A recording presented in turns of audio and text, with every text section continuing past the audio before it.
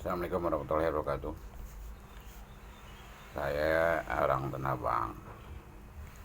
Salah satu khas yang kita tahu penampilan pemunculan kesenian di Tanah Abang adalah tradisi tutur, tradisi lisan. Ini dipelopori oleh yang disebut Zaid.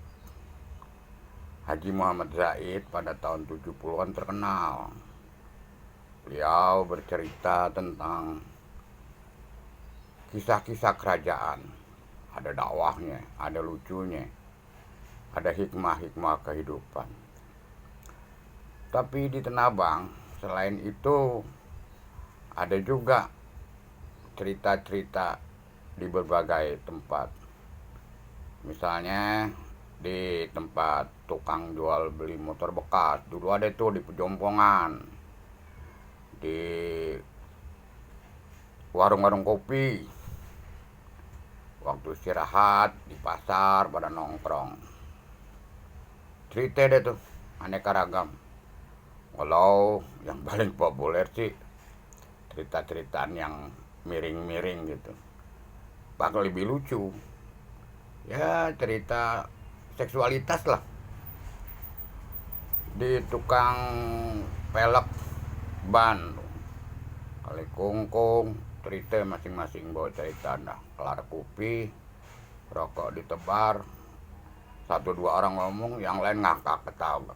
Nah, baik urusan Zaid yang disebut Sahibul Hikayat, almarhum Muhammad Zaid, kemudian diteruskan anaknya Sofyan Zaid. Belakangan nggak ada penerusnya itu. Katanya sih ada Bang Yahya Andi Saputra yang nerusin. Mudah-mudahan ajak, karena tradisi lisan adalah khas Betawi.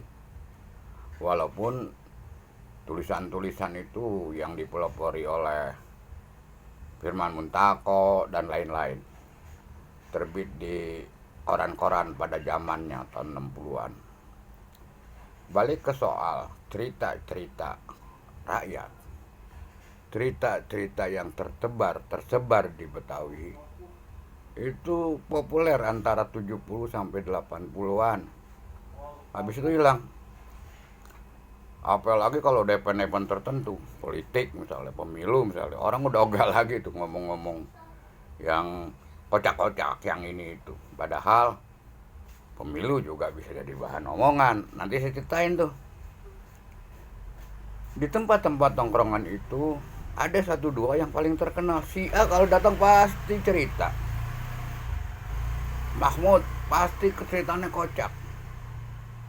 Sopyan pasti cerita tentang ini itu. Bahkan kadang-kadang bongkar-bongkar dapur, bongkar-bongkar kamar tidur. Itu artinya tujuannya ngelucu. Nah, kita pusing nih ngurusin pilpres, pemilu, segala macam. Makanya saya ngajak lagi nih pada orang-orang, khususnya orang Tanah Abang dan Betawi, hidupin deh. Nongkrong, kongko, ada satu dua yang cerita. Termasuk urusan pemilu. Termasuk apa yang kita alamin. Nah, misalnya nih, contoh ya kan. Saya ada temen cerita bilangnya tentang relawan Bapet.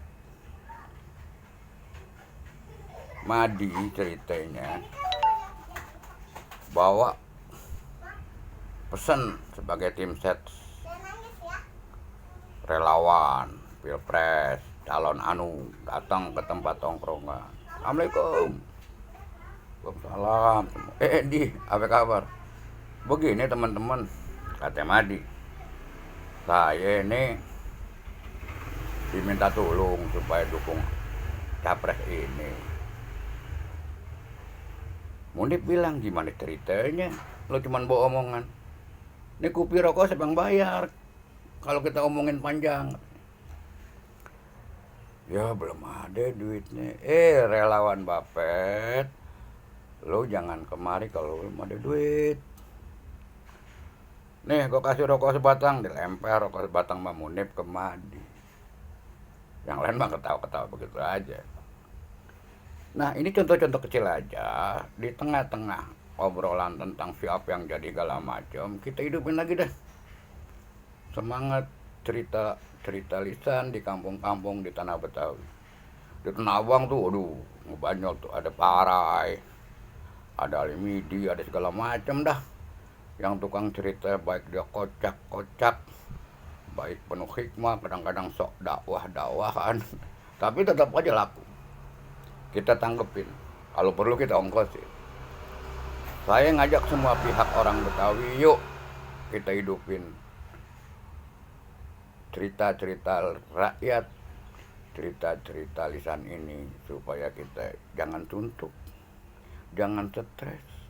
Dan ini bagian dari adat tradisi budaya Betawi.